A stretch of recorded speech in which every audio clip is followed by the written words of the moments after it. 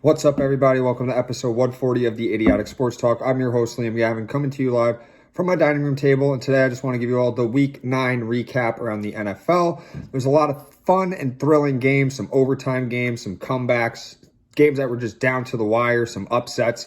So let's get into it. The Thursday night game, Eagles beat the Texans 29-17. Jalen Hurts, 243 passing, 2 touchdowns, no interceptions, and a fumble. Miles Sanders, 93 rushing yards and a touchdown. And tight end Dallas Goedert, 8 catches, 100 yards, and a touchdown. As for Davis Mills of the Texans, 154 passing, 2 touchdowns, and 2 interceptions. And the rookie running back Dameon Pierce, 139 rushing yards. So the Eagles remain unbeaten at 8-0, and they did what they had to do against an inferior opponent. And the Eagles just ran and passed at will against a bad Texans defense. And the Texans hung around for most of the game and arguably played their best game of the season. But it was 14-14 when Davis Mills threw a pick, which led to an A.J. Brown touchdown, and that swung momentum for the Eagles. And the Texans had over 300 yards of offense. The rookie Dameon Pierce had a great game. But unfortunately, the Texans defense couldn't stop a nosebleed. And although they looked decent at times by forcing a fumble and getting 4 sacks, they just couldn't get it together and stop the Eagles. The Texans are now 1 win, 6 losses, and 1 tie on the season. Next is a Sunday game. Patriots beat the Colts 26-3. Mac Jones, 148 passing, no touchdowns, or 1 touchdown, no interceptions. Ramondre Stevenson, 60 rushing yards, a receiving touchdown. As for Colts QB, Sam Ehlinger, 103 passing, no touchdowns and interception. And Michael Pittman, 3 catches for 22 yards. So the Patriots were able to dominate the Colts. They go 5-4 on the season. And the offense did his thing and did not turn the ball over. And the Patriots defense, what a game for them. 9 sacks and a pick 6. And Bill Belichick made the Colts young QB. He just gave him a very hard time, made him miserable like he does against all young QBs that come and visit Foxborough. And the Colts offense was just stagnant all game long, 183 total yards. The Colts fall to 3-5-1 on the season and fired their coach, Frank Reich, after the game.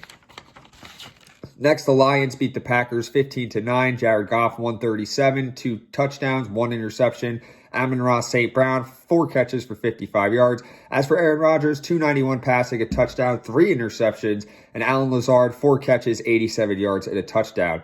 So the Lions snapped their 5-game losing streak, and they beat their division rival to go 2-6 on the season. Jared Goff and the offense did just enough to get the win. And the Lions defense stepped up with 3 interceptions, which really changed the game. And the Packers just continued to struggle. Aaron Rodgers had 3 interceptions, 2 of which were in the end zone. It was very rare to see that happen with Rodgers, and that's what ultimately led them to their loss on Sunday. And after starting 3-1, it's the Packers that have now lost 5 straight games and go to 3-6. Next, the Chargers beat the Falcons 20-17. Justin Herbert, 245 passing, a touchdown and an interception. Austin Eckler had a receiving touchdown and a fumble on the afternoon. And Josh Palmer, 8 catches for 106. As for Marcus Mariota, 129 passing, no touchdowns, no interceptions. Cordell Patterson had 2 rushing touchdowns on the afternoon. And the rookie Tyler Algier had 99 rushing yards. So even with their squad completely depleted and injured, the Chargers moved to 5-3 with a victory on the road. And it was ugly in the first quarter. They were down 10-0, but they prevailed and got the win. The Falcons had over 201 rushing yards, but Marcus Mariota struggled in the passing game. And because of that, the Falcons are now 4-5. Next, the Jets beat the Bills 20-17. Zach Wilson, 154 passing, a touchdown, no interceptions, and a fumble. Michael Carter, 76 rushing yards and a rushing touchdown. And the rookie receiver Garrett Wilson, 8 catches for 92 yards. As for Josh Allen, 205 passing, no touchdowns, 2 interceptions. He did have 86 rushing yards along with 2 rushing touchdowns. Stephon Diggs, 5 catches for 93 yards. So the Jets bounce back with a huge win over their divisional rival. They get a big upset and move to 6-3. The Jets were down 14-3 at one point, but they never panicked. And Zach Wilson played a lot better than he did last week. The Jets defense got 5 sacks and 2 interceptions on Josh Allen. And the Bills offense went completely flat in the second half. Josh Allen's pick to rookie corners Sauce Gardner is what swung the momentum for the Jets. And the Bills defense could not stop the run to save their lives. The Bills' 5-game win streak comes to an end, and they're now 6-2 on the season. Next, the Vikings beat the Commanders 20-17. Kirk Cousins, 265 passing, 2 touchdowns, and an interception. Justin Jefferson, 7 catches for 115 and a touchdown. And tight end TJ Hawkinson, 9 catches for 70 yards. Taylor Heineke of the Commanders, 149 passing, 2 touchdowns and an interception, and Curtis Samuel, 3 catches, 65 yards, and a touchdown. So the Vikings moved to 7-1 after picking up their 6th straight win, and Kirk Cousins, he got his revenge against his former team. With 10 minutes left in the fourth quarter, the Vikings found themselves down 17-7, but rallied a comeback. And Justin Jefferson did his thing, and the tight end, TJ Hawkinson, who made his Vikings debut, he was traded from the Lions to the Vikings. He had a very good game in his debut with the Vikings, and the Vikings defense stepped up with 3 sacks and an interception. The interception was with 8 minutes left in the game, which led to the game-tying TD. And even though the Commanders outrushed the Vikings 137-56, their passing game struggled a lot, and the Commanders, they now go to 4-5. Next, the Bengals beat the Panthers 42-21. Joe Burrow, 206 passing, a touchdown, no interceptions, and a rushing touchdown. Joe Mixon, 153 on the ground, 4 touchdowns. He also had 4 catches, 58 yards, and a receiving touchdown. As for P.J. Walker, 9 yards passing, no touchdowns, and 2 interceptions. Baker Mayfield comes in, 155, 2 touchdowns, no interceptions. And Terrace Marshall Jr., 3 catches, 53 yards, and a touchdown. So the Bengals bounce back after a loss and completely dominate the Panthers to go 5-4 on the season. The Bengals had 468 total yards of offense, and the Bengals also had 241 rush yards compared to the Panthers' 64 rushing yards. Joe Mixon, what a day for him. He had 211 total yards from scrimmage and 5 total touchdowns. Safe to say if you had him on your fantasy team, you definitely won your matchup.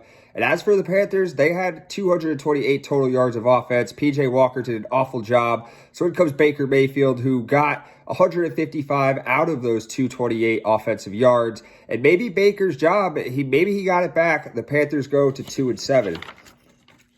Next, the Jaguars beat the Raiders 27-20. Trevor Lawrence, 235 passing, a touchdown, no interceptions, 53 rushing yards, and a fumble. Travis Etienne, 109 rushing and 2 rushing touchdowns. As for Christian Kirk, 8 catches, 76 yards, and a touchdown.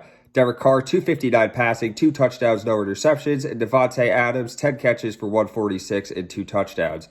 So the Jags snap their 5-game losing streak in an epic comeback, and they go 3-6 on the season.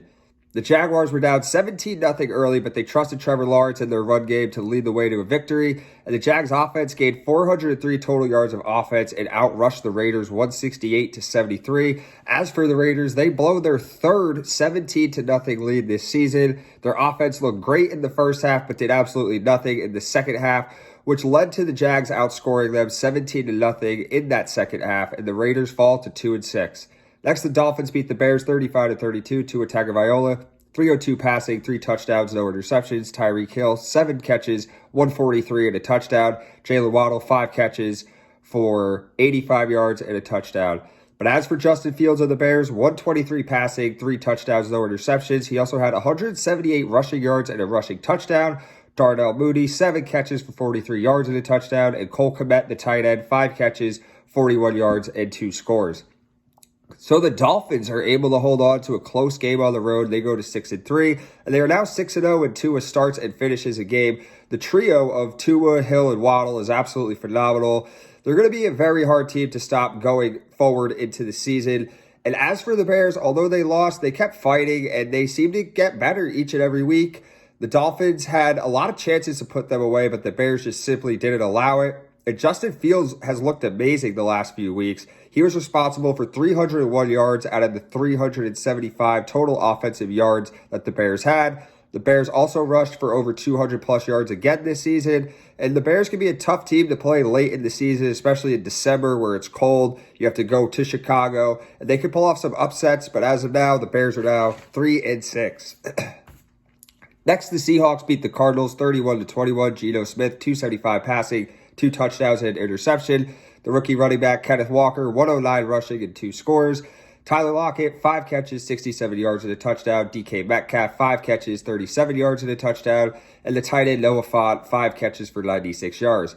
As for Kyler Murray, 175 passing, 2 touchdowns, no interceptions. He also had 60 rushing yards and a fumble. And receiver DeAndre Hopkins had a touchdown catch, and tight end Zach Ertz also had a touchdown catch.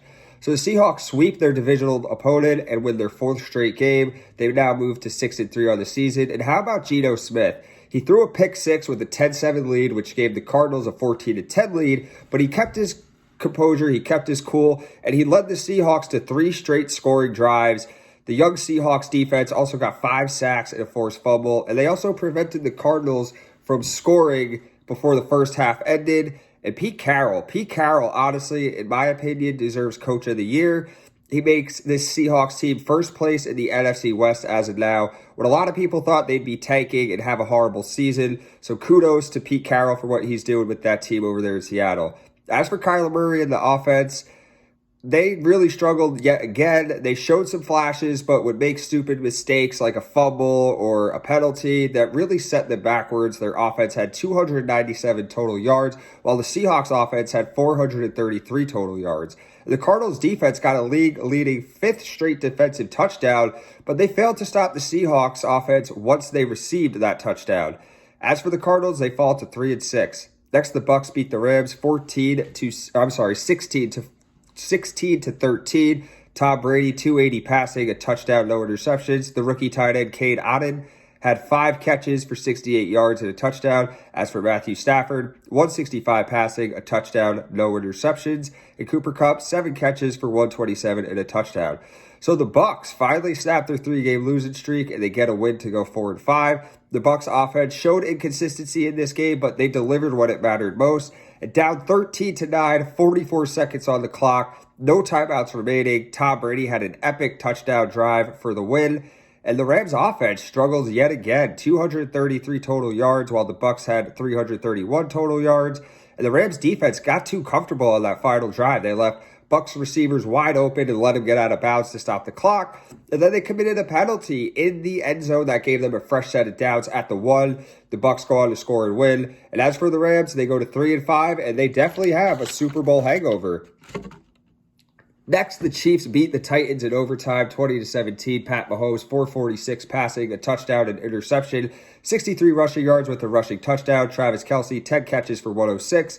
Juju Smith-Schuster, 10 catches for 88 yards. And McCole Hardman, 6 catches, 79 yards, and a touchdown. As for the rookie Malik Willis, 80 passing yards, no touchdowns, no interceptions. And Derrick Henry, 115 rushing yards, 2 rushing touchdowns for him.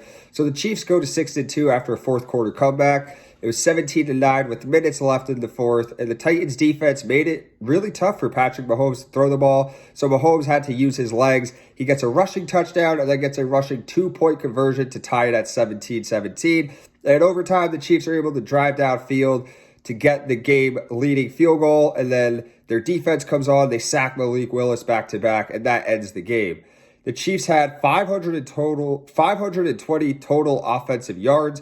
Mahomes was responsible for 506 of those yards, and the Titans were down early 9-0, but they went on a 17-0 run in quarters 2 and 3, and the Titans got 4 sacks on Mahomes, made it miserable all night, but couldn't get it done down the stretch. And in his second NFL start, the rookie Malik Willis takes his first career loss. He had no turnovers, but he failed to deliver when Henry wasn't producing and running the ball.